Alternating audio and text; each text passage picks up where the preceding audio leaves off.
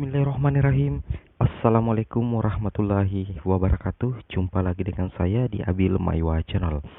Jadi teman-teman, channel ini merupakan channel pendidikan tempat kita berbagi tentang aplikasi pendidikan, Microsoft Office, serta tips dan trik komputer.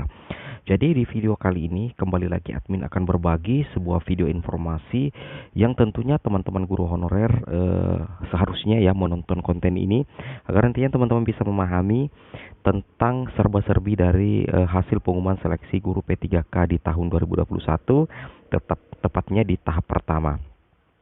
Nah, di sini teman-teman judul videonya itu adalah analisis perkiraan penyebab. Jadi di sini judul video utamanya adalah analisis perkiraan penyebab guru honorer tidak lolos padahal nilai memenuhi passing grade dan cukup tinggi. Simak penjelasannya dan tentunya tahap 2 segera terbuka.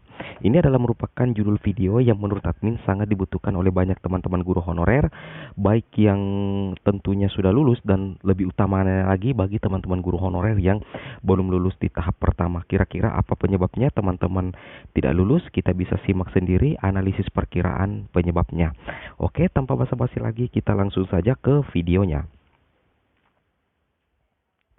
Jadi pertama-tama di sini yang harus teman-teman pahami adalah di sini ada beberapa screenshot dari komen di channel YouTube admin. Di sini salah satu teman mengatakan saya lulus passing grade, kemudian jurusan matematika SMP, passing grade-nya 205, nilai 190 ditambah 15% menjadi 265, daftar di sekolah non-induk dinyatakan tidak lolos. Nah, di sini teman ini lolos passing grade ya. Setelah ditambahkan afirmasi 15%, tapi tetap dinyatakan tidak lolos karena mengajar di sekolah non-induk. Nah, tentunya nanti akan kita bahas di sini teman-teman ya. Nanti akan kita bahas bersama. Jadi biasanya penyebabnya ini adalah karena mungkin saja teman-teman itu tidak menjadi prioritas pada saat teman-teman melamar di sekolah lain, karena yang menjadi prioritas itu adalah guru sekolah induk. Nanti kita bahas sendiri seperti itu. Kita coba lihat saja dulu screenshot yang admin upload. Di sini saya lolos passing grade setelah penurunan passing grade teknis dari 325 menjadi 275 dan masih ada afirmasi 35% sama dengan 15%.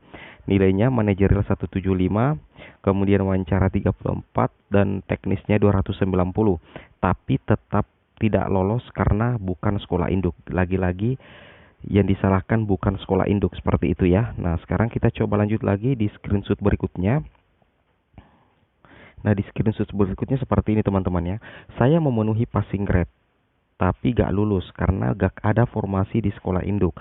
Apakah manfaat sanggah nilai? Tolong penjelasannya. Nanti kita akan bahas ini tentang apa saja sebenarnya manfaat dari masa sanggah dan apa saja yang bisa kita sanggah. Nah, di sini akan admin bahas semua teman-teman ya. Jadi teman-teman tetap stay saja di channel ini ya. Di sini masih ada satu, mohon pencerahannya. Saya cerdik linear dengan formasi yang saya lamar. Saya daftar di sekolah lain teknisnya. Tolong teman-teman perhatikan. Menurut informasi guru induk PD di sekolah saya yang saya daftar tidak ada. Artinya cerdik saya tidak diakui. Mohon bagaimana cara sanggah.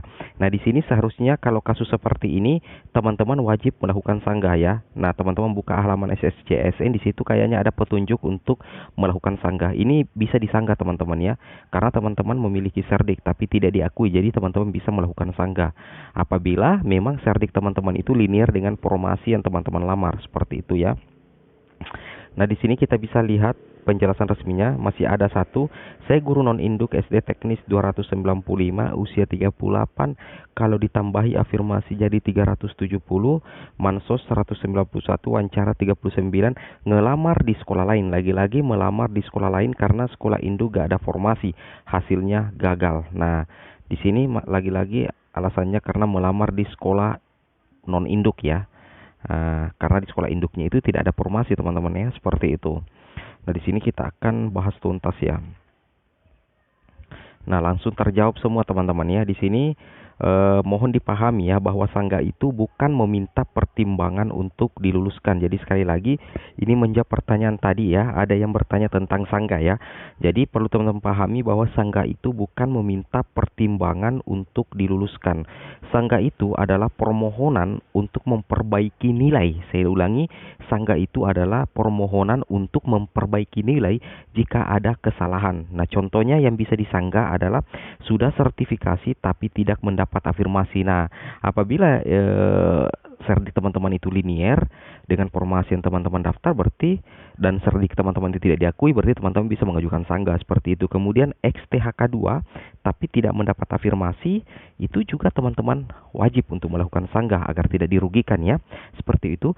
Kemudian usia di atas 35 tidak mendapat afirmasi, teman-teman juga bisa melakukan sanggah. Kemudian penyandang disabilitas tapi tidak mendapat afirmasi, itu wajib melakukan sanggah.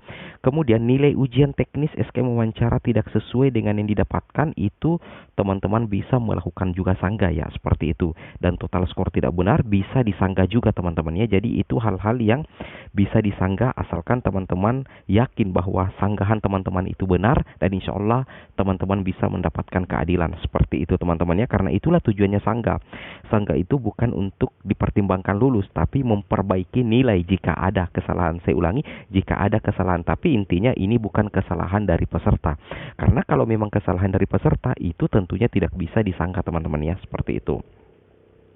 Kemudian kita lanjut ya. Kita lanjut di sini. Jika Anda tidak lolos padahal nilai Anda memenuhi passing grade dan tinggi, bisa jadi saingan Anda lebih tinggi. Ini juga menjawab dari pertanyaan yang admin screenshot tadi di awal ya. Nah, misalkan teman-teman itu tidak lolos tahap 1, padahal kalau kita perhatikan nilai teman-teman itu memenuhi passing grade dan tinggi, bisa jadi saingan Anda lebih tinggi. Nah, misalkan teman-teman melamar di sekolah induk dan teman-teman tidak mengunci formasi karena ada saingan teman-teman juga dari sekolah induk tersebut. Nah, ketika teman-teman tidak lulus, meskipun teman-teman lulus PG, bisa jadi itu teman-teman saingan teman-teman itu jauh lebih tinggi. Ataupun teman-teman melamar di sekolah lain dan ternyata memang ada formasi yang disediakan yang tidak didaftar oleh guru induk, dan teman-teman ternyata juga tidak dinyatakan lolos, berarti bisa jadi saingan Anda atau saingan teman-teman itu nilainya jauh lebih tinggi ketimbang teman-teman. Tetapi jangan khawatir jika teman-teman masuk PG, PG-nya itu nantinya itu bisa digunakan di tahap 2 teman-teman ya. Jadi jangan khawatir ya, seperti itu. Jadi sebagian dari screenshot itu sudah terjawab ya teman-teman ya. Nah, sekarang kita lanjut lagi. Nah, di sini di poin 2, jika Anda tidak lolos karena melamar di sekolah lain, berarti Anda bukan prioritas. Nah, misalkan teman-teman ini nilainya sangat tinggi, lolos PG, tetapi ternyata tidak lolos karena melamar di sekolah lain, berarti bisa jadi Anda bukan prioritas. Karena prioritas tes tahap pertama adalah untuk guru induk. Nah, saya ulangi, untuk tes tahap pertama, prioritas memang teman-teman adalah untuk guru honorer induk. Tapi ada kata kecualinya. Kecualinya, jika jumlah formasi di sekolah lain itu lebih banyak dari honorer asli. Nah, misalkan teman-teman protes, kenapa itu guru honorer non-induk bisa lulus di sekolah C, padahal saya juga melamar di sekolah B yang merupakan guru non-induk. Nah, bisa jadi kalau yang di honorer C, di sekolah C itu memang formasinya lebih banyak dari guru induk. Nah, beda halnya kalau misalkan teman-teman melamar di sekolah yang memang pas-pas guru induknya dengan formasi yang disediakan, meskipun PG teman-teman itu tinggi, bahkan teman-teman memiliki serdik, itu teman-teman tidak akan lolos karena memang untuk prioritas tes tahap pertama itu adalah guru induk. Nah, kecuali jumlah formasi di sekolah lain itu lebih banyak dari honorer asli. Namun misalnya formasi 2, honorernya 2. Nah, misalkan formasi 2, honorernya 2 atau lebih, setinggi apapun nilai Anda, karena Anda terdaftar di sekolah lain, maka tetap tidak akan lolos. Nah, saya ulangi, misalkan formasi 2, honorer 2 berarti pas-pas ya, atau 3, 3, 4, 4, dan teman-teman masuk di sekolah tersebut, berapa tinggi pun nilai teman-teman, kalau teman-teman melamar di sekolah lain, maka tetap tidak akan lolos. Ini sudah diatur teman-teman ya.